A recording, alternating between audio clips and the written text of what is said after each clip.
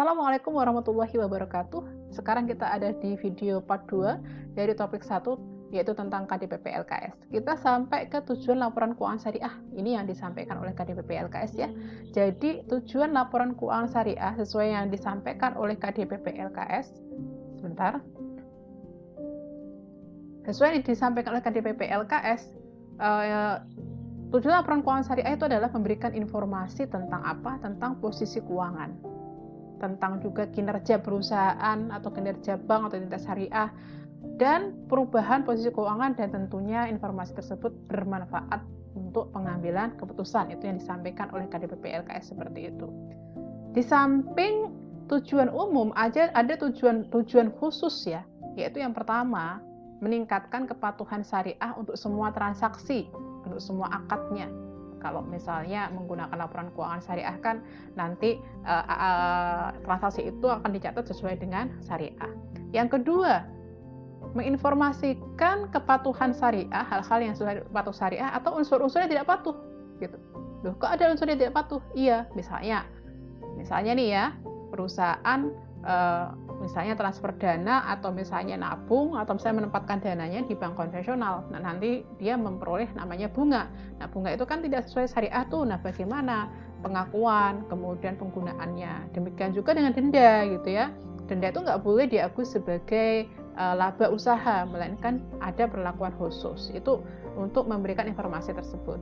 Kemudian berikutnya yang ketiga itu memberikan informasi untuk evaluasi ya.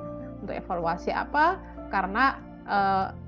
Karena institusi diberikan amanah ya, amanah dana, kemudian bagaimana dia menyalurkan kepada hal-hal yang sesuai dengan syariat dan tentunya layak, tidak berisiko. Yang keempat, memberikan informasi mengenai tingkat keuntungan investasi ya, investasi karena ada syirkah di sana, ada investasi. Kemudian bagaimana perusahaan atau institusi atau keuangan syariah itu memenuhi kewajibannya, dan bagaimana menjalankan peran siswaf ya, peran sosialnya, yaitu bagaimana penyaluran atau penyaluran siswaf atau zakat, infak, sedekah, dan wakaf di sini wakafnya ya. Kita lanjutkan saja, yaitu berikutnya adalah tentang asumsi dasar. Ini biar di sini aja. Tentang asumsi dasar. Ya, asumsi dasar yang digunakan adalah asumsi dasar accrual. Ini sama seperti halnya yang non syariah ya, yang KDPP LK biasa. Dan kelangsungan usaha atau kita sebut juga sebagai going concern. Nah, dasar accrual ini dicatat saat terjadinya, bukan saat dibayar. Kalau saat dibayar itu namanya cash basis ya.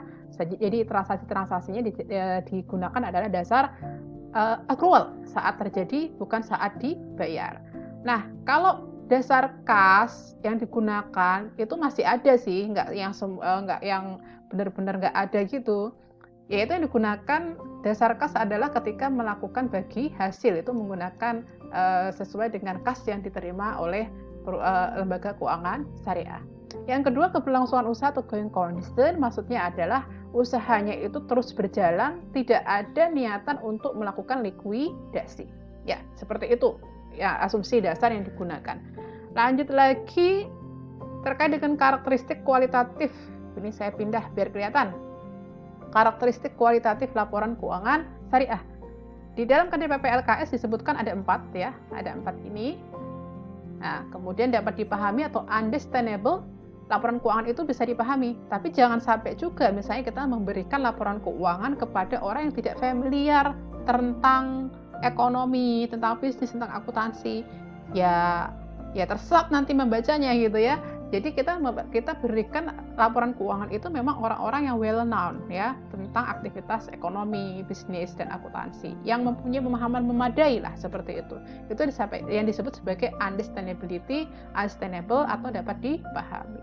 Yang kedua yaitu tentang relevan, bahwa laporan keuangan itu harus relevan. Laporan keuangan itu memberikan manfaat bagi pengambilan keputusan ya, bermanfaat untuk ada unsur prediktifnya, ada unsur ke masa depan, bisa digunakan untuk prediksi. Oh, kalau misalnya laporan keuangan tahun lalu sekarang itu seperti ini peningkatannya, tahun depan itu kira-kira sekian. Ada konfirmatori juga, ada unsur konfirmatori, jadi ada unsur mengkonfirmasi antara transaksi. Dan kalau misalnya dia digunakan sebagai pengambilan keputusan, tentunya tidak ada yang salah saji secara material. Ya, materialitas di sini menjadi isu di relevansi. Materialitas itu apa? Materialitas itu adalah kalau misalnya suatu salah saji itu bisa mempengaruhi pengambilan keputusan, dan sedikit banyaknya itu tergantung pada perusahaan. Misalnya perusahaan yang besar, misalnya katakanlah perusahaan misalnya nih BSI, Bank Syariah Indonesia, sama BPRS atau sama koperasi syariah yang kecil, itu mungkin tingkat materialitasnya akan berbeda. Karena misalnya nih uang di saya itu misalnya 10.000 itu material, mungkin di yang lain itu nggak material kalau misalnya itu hilang misalnya gitu. Nah, relevan ini juga terkait timelines ya. Jadi kalau misalnya laporan keuangannya terlambat ya itu tidak terrelevan lagi gitu digunakan. Misalnya kan laporan keuangannya itu harus kita ingin memperoleh laporan keuangan tahun 2020, nyampenya itu baru misalnya November tahun 2021. Lah buat apa gitu kan? Nah, kemudian keandalan atau reliable ya. Reliable ini membahas tentang bahwa laporan keuangan itu harus disajikan secara wajar ya, mendekati benar ya kalau disajikan secara wajar. Jadi dia disajikan secara jujur, tidak ada salah saji yang material, tidak ada salah saji lah. Nah, kemudian keandalan itu juga bilang bahwa laporan itu dicatat dasarnya atau ininya adalah substance over form. Kita mengenal sebagai substance over form. Maksudnya seperti apa? Bahwa transaksi itu dicatat secara substansinya terjadi ya dicatat. Tidak misalnya harus begini dulu form ya, formalitas ya, tidak seperti itu. Laporan keuangan juga harus netral ya, netral artinya tidak diperuntukkan untuk pihak-pihak tertentu. Misalnya, saya mau buat laporan keuangan kepada pemerintah nih, gimana ya pajaknya gitu ya, dikecilin atau gimana. Saya buat laporan kepada investor, digede-gedein yuk labanya misalnya, ya nggak boleh seperti itu juga gitu ya, harus netral. Menggunakan pertimbangan yang sehat, lengkap ya, harus lengkap, harus nggak boleh ada yang tertinggal, yang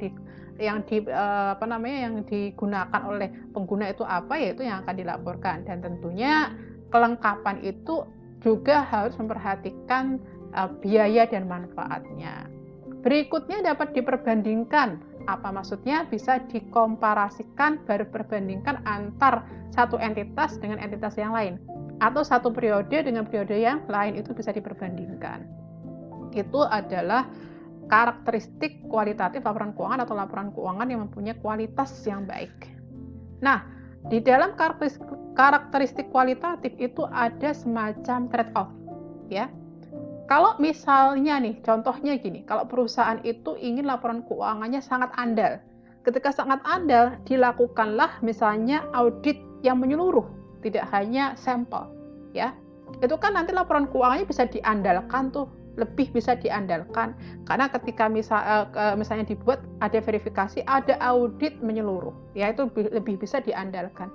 Namun kalau kita misalnya mengejar keandalan yang lebih tinggi, kita juga akan terkait ya, kita akan terbatas pada waktu.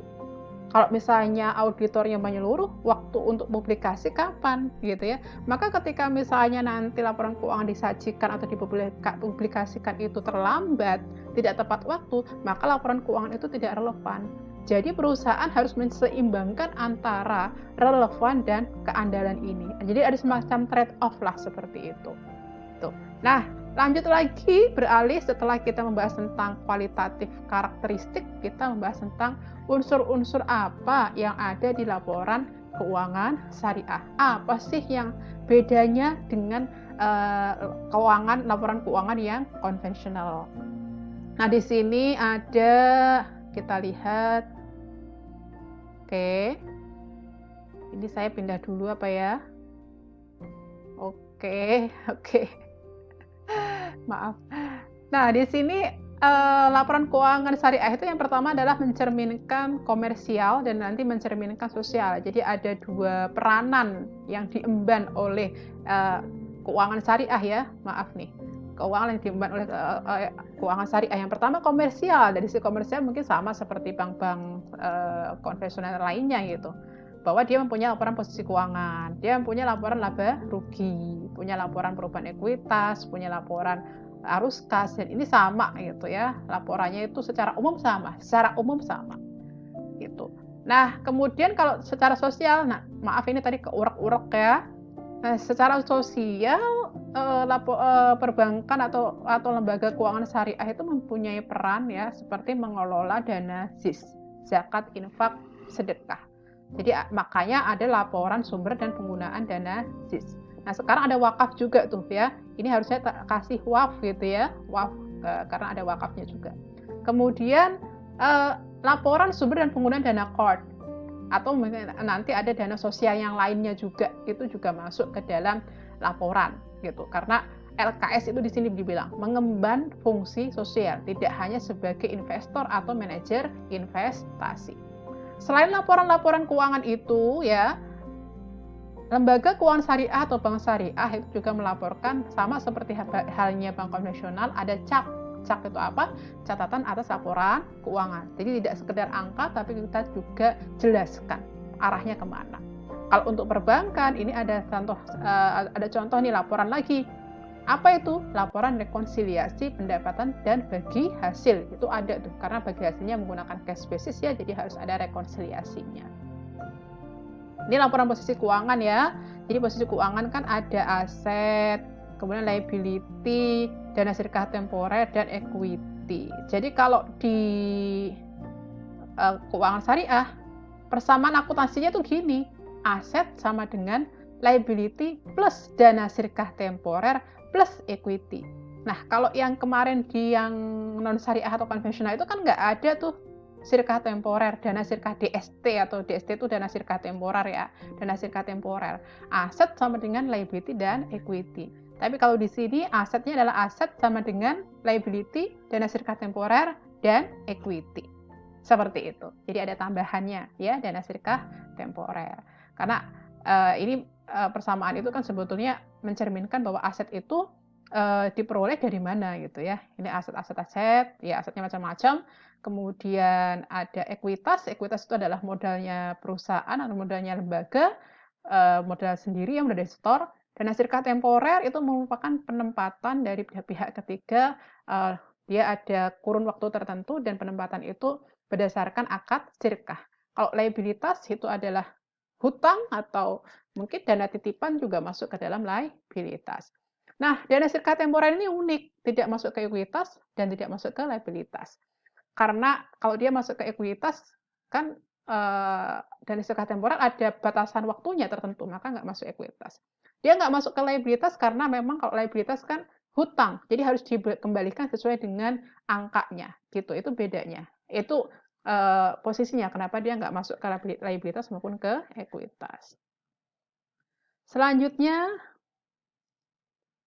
ini terakhir dari chapter ini atau topik ini yaitu tentang pengukuran atau unsur laporan keuangan. Pengukuran unsur laporan keuangan ya.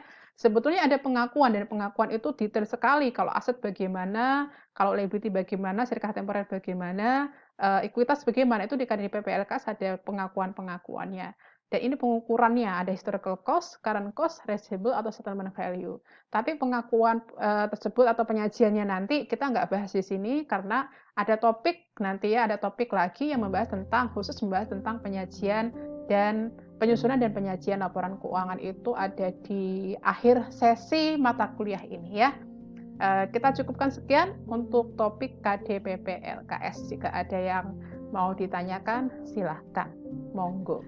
Saya akhiri untuk topik 1 ini. Semoga bermanfaat. Wassalamualaikum warahmatullahi wabarakatuh.